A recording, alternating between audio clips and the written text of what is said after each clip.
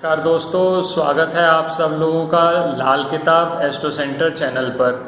दोस्तों, अक्षय तृतीया का पर्व आने वाला है और इस विषय से संबंधित मैंने एक वीडियो ऑलरेडी आपके साथ शेयर किया हुआ है जिसमें अक्षय तृतीया पर कुछ वस्तुओं की बात करी है। अगर आप वो वस्तुएं उस दिन खरीदते हैं और पूजा में इस्तेमाल करते हैं तो आपको भगवान विष्णु और माँ लक्ष्मी की कृपा प्राप्त होती है। अक्षय तृतीया वो तिथि है जिसमें जो भी आप पुण्य कार्य करते हैं उसका क्षय नहीं होता, यानी उसका कई गुना ज़्यादा लाभ आपको मिलता है। तो दोस्तों, इस दिन का पूरा लाभ उठाएं और जो वस्तुएं मैंने आपको बताई हैं उस वीडियो में उन वस्तुओं को ज़रूर लाने की कोशिश करें।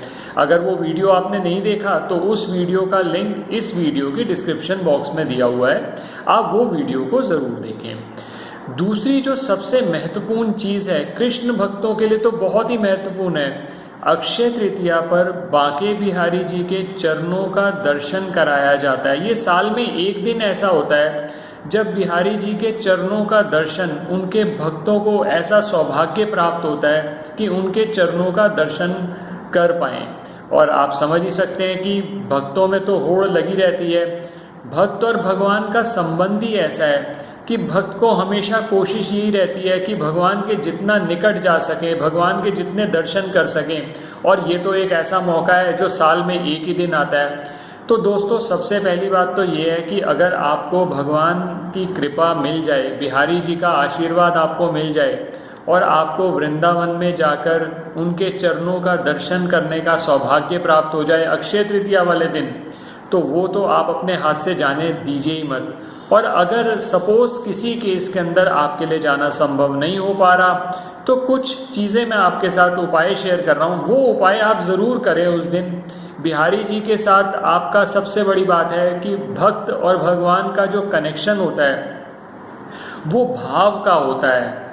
ज़रूरी नहीं कि आप वहाँ पर जाएंगे तब दर्शन करेंगे तभी आपको मिलेगा। अगर किसी वजह से आप नहीं जा पा रहे तो आप घर पर भी उनकी पूजा करके, आराधना करके, छोटे छोटे उपाय करके उनके साथ निकटता पा सकते हैं। वो उन उपायों पर मैं आपसे बात करूंगा इस वीडियो के अंत में। पहले बात करता हूं कि ये बांके बिहारी जी के चरण दर्शन की प्रथा किस तरह से प्रचलित हुई। इसके पीछे दो कथाएं बहुत ज़्यादा पॉपुलर हैं। उन कथाओं को आपके साथ इस वीडियो में चर्चा कर रहा हूँ। पहली कथा तो ये है कि स्वामी हरिदास जी बिहारी जी का ध्यान करते थे और ऐसा ध्यान करते थे कि अपने सुध बुध खो बैठते थे। तो ऐसे में उनको बाकी कोई कार्य करने का मौका ही नहीं मिलता था। तो जब बिहारी जी ने देखा कि ये मेरा भक्त जो है मेरी सेवा में हमेशा लगा रहता है तो इसके लिए मुझे भी कुछ करना चाहिए, तो बिहारी जी ने रोज उनको एक स्वर्ण मुद्रा अपने चरणों के पास रखकर देनी शुरू कर दी। अब स्वामी हरिदास जी को वो स्वर्ण मुद्रा मिलती थी जिसको वो बांट देते थे आगे, जिसको अपने रोज के कार्यों में प्रयोग कर लेते थे। इसी वजह से चरण दर्शन बहुत ज़्यादा नहीं कराए जाते थे। आप अब भी देखेंगे कि साल के सिर्फ एक ही दिन बिहारी जी के चरण दर्शन होते हैं, बाकी साल के बाकी दिनों में उनके जो चरण हैं वो फूलों से ढके हुए रहते हैं।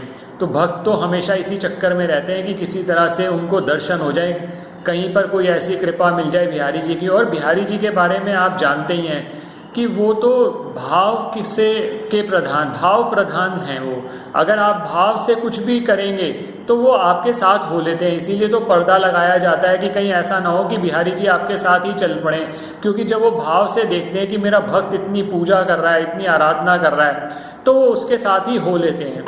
तो अब स्वामी हरिदास जी बिहारी जी की पूजा करते थे उस समय पे और स्वर्ण मुद्रा उनको मिलती थी, तो उसी वजह और उससे वो अपने रोज़ के कार्य चलाते थे। तो अब जो वृंदावन में संत रहते थे उन सब संतों ने ये तय किया कि हम बद्रीनाथ जाएंगे और बद्रीनाथ जाकर भगवान के दर्शन करेंगे। और एक बात आप ये भी ध्यान रखिए कि बद्रीनाथ जी के जो कपाट हैं वो अक्षय तृतीया के दिन ही खुलते हैं। स्वामी हरिदास जी को ये महसूस हुआ कि कहीं ऐसा ना हो कि सारे संत वृंदावन से चले जाएं, तो वृंदावन में ऑरा कैसा रहेगा। संतों की यहाँ पर इतनी ज़्यादा महत्वता है, संतों का यहाँ प्रेजेंस है, उनका एक ऑरा क्रिएट हुआ है, तो अगर वो सब बद्रीनाथ चले जाएंगे तो वृंदावन में कौन रहेगा। तो उन्होंने ये कहा कि बिहारी जी के चरण दर्शन मैं अक्षय तृतीया के दिन सभी संतों को कराऊंगा, और जो वो चरण दर्शन आप करेंगे उससे बद्रीनाथ जी के दर्शन करने का जो सौभाग्य है वो प्राप्त होगा बिहारी जी के चरण दर्शन करने पर। तो तब से एक प्रथा ये चल पड़ी कि अक्षय तृतीया वाले दिन बिहारी जी के चरण का दर्शन सभी लोगों को कराया जाता है। जब संतों को वो दर्शन कराया गया तो उन्हें बद्रीनाथ जी के दर्शन करने का जो पुण्य है वो बिहारी जी के चरण दर्शन करने से ही प्राप्त हो गया। तो तब से ये प्रथा चलने लग गई, और आज की डेट में बिहारी जी के अक्षय तृतीया वाले दिन उन पे चंदन लगाकर उनका श्रृंगार करके स्वर्ण से श्रृंगार किया जाता है और उनके चरण दर्शन कराए जाते हैं अक्षय तृतीया वाले दिन। अब ये तो एक कथा प्रचलित थी। दूसरी कथा ये है कि एक संत एक भजन गा रहे थे जो किसी भक्त ने सुन लिया। भजन में वो ये कह रहे थे कि बिहारी जी के चरण कमल में हमारे नयन अटके।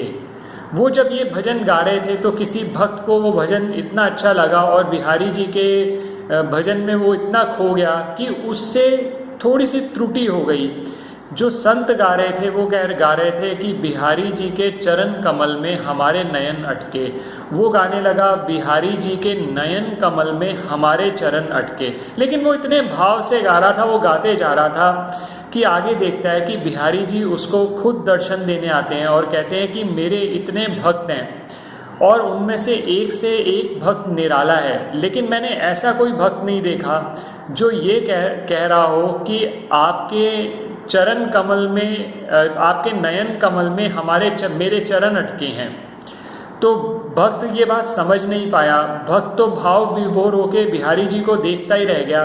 तो बिहारी जी क्योंकि भाव प्रधान हैं, भाव के भूखे हैं, आपने भाव से उनको पुकारा, उनको इस बात से कोई मतलब नहीं है आप क्या बोल रहे हैं। इसीलिए तो मैं कहता हूँ कि मंत्र आप जो मर्जी बोलते रहें, जब तक अंदर से भाव वो नहीं आता, जब तक वो श्रद्धा नहीं आती, तब तक बिहारी जी की कृपा नहीं मिलती। बिहारी जी की कृपा उस दिन मिल जाती है जिस दिन आप हृदय से उनको पुकारते हैं।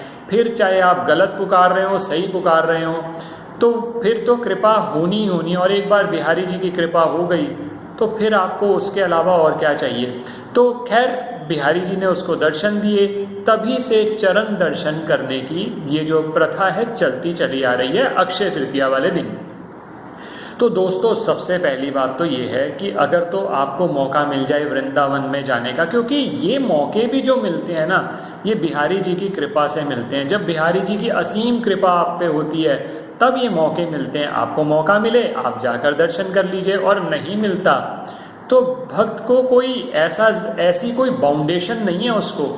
अगर उसको दर्शन नहीं मिला तो भी कोई बात नहीं, वो घर पर भी अगर पूजा करेगा तो बिहारी जी को सामने पाएगा।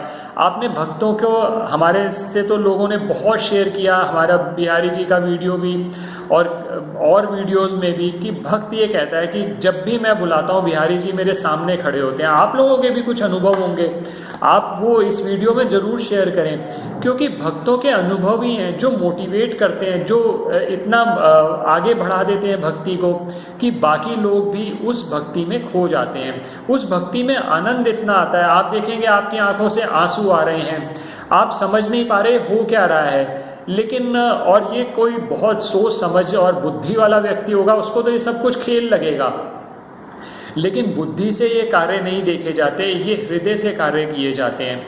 तो दोस्तों सबसे पहली बात तो दर्शन कर लीजिएगा अगर मौका मिल जाए। नहीं मिलता मौका तो एक चीज़ बहुत ज़्यादा इम्पॉर्टेंट आप ध्यान रखिए कि अक्षय तृतीया के दिन वृंदावन में भी एक प्रथा प्रचलित है कि एक पाजेब बिहारी जी के लिए मंदिर में दान दी जाती है। तो अगर आप वहाँ जाएं तो वहाँ आप पाजेब बना के, चांदी की पाजेब बना के ले जाइए, वहाँ जाकर आप डोनेट कर सकते हैं, बहुत अच्छी है। और जिन व्यक्तियों का विवाह नहीं हो रहा उन लोगों के लिए खासकर ये उपाय कहा जाता है, खासकर महिलाओं के लिए, कि वो वहाँ जाकर जब ये उपाय करती हैं उसी वर्ष में उनका उपाय हो जाता है, उसी वर्ष में उनका विवाह हो जाता है। तो ये उपाय तो आप कर ही सकते हैं, और बाकी लोग भी ये उपाय कर सकते हैं। अगर वहाँ नहीं गए तो आप अपने आसपास भगवान कृष्ण के मंदिर में जाएं, सबसे पहला काम तो आप ये करें कि अगर आपके घर के अंदर शालीग्राम आपने रखे हुए हैं, लड्डू गोपाल जी रखे हुए हैं, तो आप उनका केसर से उन पे तिलक ज़रूर करें और अपने माथे पे भी तिलक करें। तो सबसे पहला तो ये काम हो गया। और दूसरा, आप एक छोटी पाजेब बना लीजिए, वो आप किसी भी मंदिर में जाकर अपनी सामर्थ्य के अनुसार आप छोटी बड़ी बना सकते हैं और मंदिर में जाकर आप उसको भी दान दे दीजिए। अक्षय तृतीया पर किया हुआ दान आपको लाखों गुना ज़्यादा फल देता है। और सबसे बड़ी बात यह है कि आप तो भाव से कर रहे हैं, भगवान भाव के भूखे हैं। आप भाव से करेंगे, जो मर्जी करेंगे। अगर आपके पास पाजेब के पैसे भी नहीं है तो भी कोई बात नहीं, आप जाकर भगवान से प्रार्थना ही कराइए कि मेरे को इतना सामर्थ्यवान बना दीजिए कि किसी समय पर मैं ये कार्य भी कर सकूं। तो भगवान की कृपा आप पे ज़रूर मिलेगी। दोस्तों, तो अक्षय तृतीया पर ये कार्य करना ना भूलें, आप बिहारी जी की कृपा आप पर ज़रूर मिलेगी। आशा करता हूँ आपको ये वीडियो पसंद आया होगा। अगर वीडियो पसंद आया है तो लाइक करें, शेयर करें। बिहारी जी के दरबार में बिहारी जी का कोई मंत्र, बिहारी जय बांके बिहारी जी ज़रूर ज़रूर ज़रूर लिखें, क्योंकि बिहारी जी के दरबार में जब आपकी हाजिरी लगेगी, आप हो सकता है आप वृंदावन नहीं जा सकते, कोई बात नहीं, आप यहाँ से ही बिहारी जी को आप अपनी हाजिरी लगवाइए और देखिएगा बिहारी जी आपको बुलाएंगे। भक्तों पर तो वो कृपा करने के लिए तैयार बैठे हैं, सिर्फ ज़रूरत है आपके पुकारने की। आप पूरे भाव से, पूरी श्रद्धा से पुकारिए, बिहारी जी तो आपके सामने ही आ जाएंगे। दोस्तों, आपको अक्षय तृतीया की बहुत बहुत शुभकामनाएं। बांके बिहारी जी आप पर कृपा करें। जय बांके बिहारी जी। और आप सभी लोग खुश रहें। जय श्री कृष्णा। धन्यवाद दोस्तों।